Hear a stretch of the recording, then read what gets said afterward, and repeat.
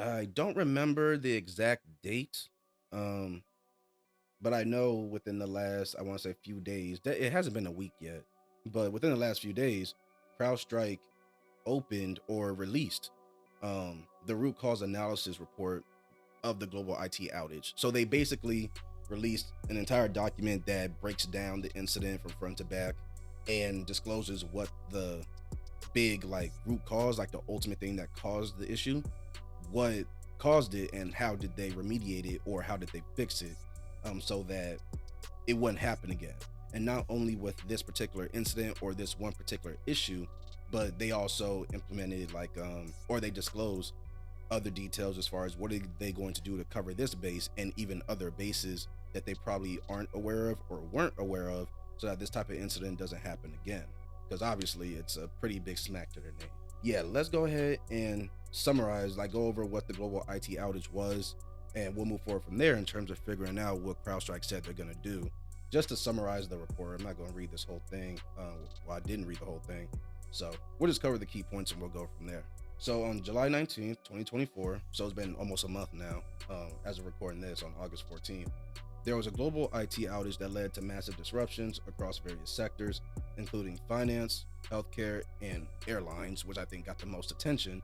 I even remember seeing this. I think it was an Instagram post where it showed like a map of the country, and it showed the activity of the different airline flights just on a day-to-day basis. And as that IT outage happened, it showed how much that stuff came to more or less a complete stop.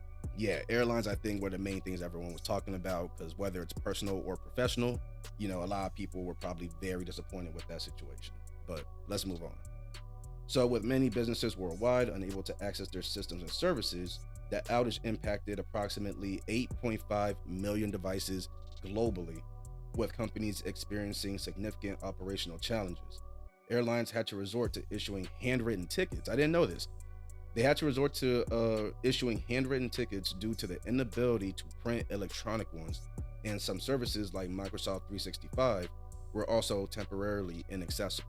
Now that I read that, maybe I'll do a video breaking down what Microsoft 365 is. It's a pretty pivotal part of my job. I use it literally every day. We'll talk about that later. I think I'll cover that later. So, in terms of how Microsoft and CrowdStrike were involved, the impact on Windows systems. So, Windows as a company was not involved, because I know for me, the Windows article, or there was an article that had Windows on it that I saw first. So it had me thinking that Windows essentially was the cause of this shutdown. But we later found out that wasn't the case.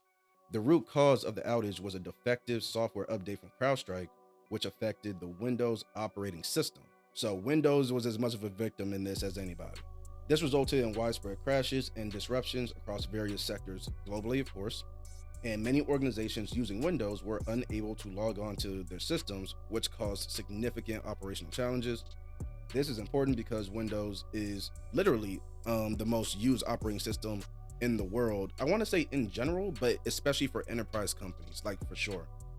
Whenever you're talking about huge conglomerate level organizations, enterprises, all that stuff, they use Windows, almost guaranteed. Very few use primarily Mac OS, and if you use Linux, chances are you only use Linux if you're like an actual technically inclined and skilled security person that has to interact with like a regular, like an Ubuntu Linux server or a Kali Linux server. If you use that, if you're like a cybersecurity engineer or something, or a Red Hat Linux server and you interact with corporations that use Red Hat Linux, stuff like that. But if your company's technology does not incorporate Linux servers into it that you have to actually put your hands on or remotely access on a regular basis, then you're probably not using Linux like that. So in terms of the regular everyday person that doesn't use Linux to navigate file systems, change file permissions, stuff like that, and unless the company's a rarity in terms of using Apple, except for Apple itself, then you're most likely using Windows to get your everyday work done, including using their own products. That's important to know because Windows, again, is the most used operating system when it comes to enterprise climates. As of 2024, Windows holds a significant market share among desktop operating systems worldwide, particularly within enterprise environments. Again, In January of this year, 2024, Windows had basically a 75% share of the desktop operating system market. So again, the mass majority of people, I would say, especially in their corporate life, using Windows almost guaranteed. And I know a good amount of people that prefer Windows. Some even prefer Linux in their daily life. But most people, and when it comes to their daily life, prefer Windows, especially techie folks, I guess. There used to be a saying back in the day, or kind of like a mentality growing up, where there's more of that debate, which is still there, Android versus iOS or Mac OS and stuff like that. There was a bigger, I guess, argument or a fresher argument of which one was better. And there was a mentality of, if you were actually like a technical person, someone that was technically inclined, then you always went to Android or Windows. If you weren't, and you went for essentially more simplicity, but also like trendy stuff, then you went with Apple in general. I wonder if that still stands, because you can do some technical stuff with Mac OS. It's just not as common as Windows. So as far as what CrowdStrike's report tells us about the outage, only included a couple of key details, nothing big. So I do encourage you to read it if you're interested. I just got a couple of key details out of it. And I'm not gonna lie, some of the lingo might be a bit much. So I'll do what I can to translate it. If not, some of y'all in the comment section can translate it if you know. So it looks like the main issue that CrowdStrike got hit with was called an out of bounds read issue. The updated channel file 291 contained a latent out of bounds read issue in the content interpreter. When the system processed more input values than expected, it attempted to access memory beyond the input data array, resulting in a crash. So I'm going to do my best to translate this. They say it's an out of bound reads issue. It sounds like a buffer overflow. That's the term I'm familiar with, especially when they say it tried to process more input values than expected and attempted to access memory beyond the input data array. So the thing is, in a buffer is a temporary space of memory in a computer that's meant for a specific purpose. And once that purpose is completed, the person, the user, is supposed to manually make that space of memory available again to the rest of the system. The problem is, and I have a larger example for this, but it's probably not going to make sense, so I'll just stick to it. The normal stuff. When that bubble or that container, that space of memory, when it's trying to process more than it's able to handle, than it's meant to handle, is going to basically pop out of that space and start accessing memory, the rest of the memory in that computer system. And it's going to keep doing that more. It's going to retake up more space, more memory, really, not space in terms of storage, but it's going to take up more memory until it uses up all of the memory in that computer system. And at that point, it's basically like the anime trope where whether it's the main character or just a character that's just not that bright, where if you're using too many big words and they just don't know what's going on. Think like OG Naruto talking to OG Sakura. Back when Naruto actually understood a little bit of something about the ninja world, and all Sakura would have to do is explain the basic chakra system or concept to him. Imagine him getting so mentally overwhelmed that they have that boom, and then he has like the smoke coming out of his ears and stuff like that. I feel like I've said that before in a different video, but it works. You know what I'm saying? It's basically that. They have it listed here as an out of bounds read issue. I'm interpreting that as a buffer overflow, essentially, just on a much bigger scale, because you can do that with a individual computer system, like an individual computer, but this happened somehow to an entire operating system that affected the entire world, because most of the world uses Windows to do their jobs and things. So that's how I'm translating it. But again, if anyone else knows better, any security personnel, or just people who just are familiar with the lingo, go ahead and let me know, because it sounds like a buffer overflow to me, just massive. CrowdStrike has implemented multiple remedies to make sure this kind of issue doesn't happen again, particularly engaging independent third-party vendors to review the Falcon sensor code and the end-to-end quality process from development through deployment. Okay, so they're going to Falcon sensor code, they're going to review the code, because again, when you have a buffer, you can create a buffer using code, and you have to manually, like in the code, say when you create a buffer, how much space is this buffer meant for? you know.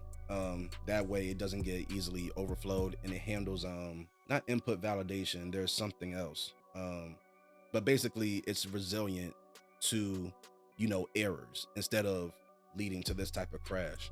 And then you have the end-to-end quality process, which means they're going to have third-party vendors come in and take a look at their code at every phase of the process, from the initial development of the code with the engineers to deployment when they, do updates and patches and things like that. And they're going to have multiple eyes check their engineers code, probably multiple times over, just to make sure this type of thing doesn't happen again, as well as other disasters. Final thoughts on this: considering that CrowdStrike, I keep on saying CloudStrike, considering that CrowdStrike is a leader in a couple of different markets relating to cybersecurity, they don't have a consistent history of mess ups to my knowledge. And again, they're a growing name. I'm seeing them more and more and more.